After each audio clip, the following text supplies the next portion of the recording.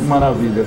Pois é, e elas estão aí, não são mais minhas, pertencem ao povo de Sergipe, porque muito me orgulha, me alegra de ter podido fazer isso. Quer dizer, realmente foi um grande tento que nós conseguimos, graças também ao Banese Card e ao Banese. Eu não posso esquecer isso, porque sem esse patrocínio... Essas pessoas não teria, que... Pois é.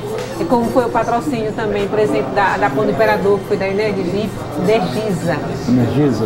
Energisa, o patrocínio das cartas de emissões da Petrobras, e agora meus patrocinadores são a Fé Comércio, a FCDL e o Sebrae. Então, para mim foi assim, muito importante, porque o Dr. Mário Cabral era uma pessoa ligada ao comércio, ligada ao lojismo. Então, há todo um pertencimento, né, deste patrocínio para a figura de Mário. Olha, professora, diga aí, Mário Cabral foi o que, assim, você lembraria que ele foi poeta, foi jornalista, Mário foi Cabral, teatrólogo, houve quem dissesse que Mário Cabral é um homem múltiplo. Mário, então, ele é jornalista, jurista,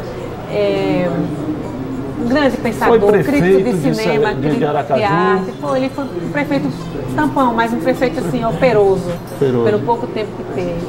Era filho de um grande empresário de Sergipe, chamado Antônio Cabral, de uma família de tradição de cultura. Então ele realmente foi um homem que teve uma vida intensíssima, intrépido, corajoso, lutou contra todo o fascismo, o nazismo. E assim, no fim da vida, depois de 70 anos de literatura, ele contemplava, orgulhoso da sua coragem de ter defendido sempre os fracos, os que estavam em situação de perigo, as minorias. Ele foi sempre um defensor intrépido disso e da liberdade, sobretudo. Eu acho que foi um dos que mais escreveu sobre Sergipe, sobre Aracaju. Realmente a obra dele é clássica, né? A primeira obra referente a Aracaju mesmo foi o roteiro de Aracaju. Né? Mas ele tem começou com as suas colunas nos jornais, vários jornais. Ele, inclusive, no Diário do Sergipe, ele chegou a ser diretor do Diário, ele fez no Correio da Manhã. Em todos os jornais sergipanos ele teve a sua passagem vitoriosa, fazendo crítica literária, crítica de cinema. Assim, era um homem de uma visão muito interessante, porque é muito culto. Ele começou a ler desde menino. O primeiro artigo dele foi exatamente aquele que... foi um artigo, o primeiro que se destacou mesmo foi um artigo defendendo Tobias Barreto e contestando a opinião de Agripino Grieg. Olha, então, que autoridade, né? Era como diz na gíria, um moleque contestando uma... Pois é. Ainda nessa arte de fazer crítica, ele teve esta coragem e levou... anos? Ele era menino, garoto, tinha uns 18, 19 anos. Ele levou lá para o Dr. Gonçalo, que era o dono do jornal A República, e esse artigo dele, que ele levou meio temeroso, foi publicado em primeira página. Não sei, acho que não eram 18 anos, devia ser uns 20 anos, por aí assim. Mas aí foi assim, para ele um orgulho imenso, ele ostentar na primeira página uma crítica a um grande...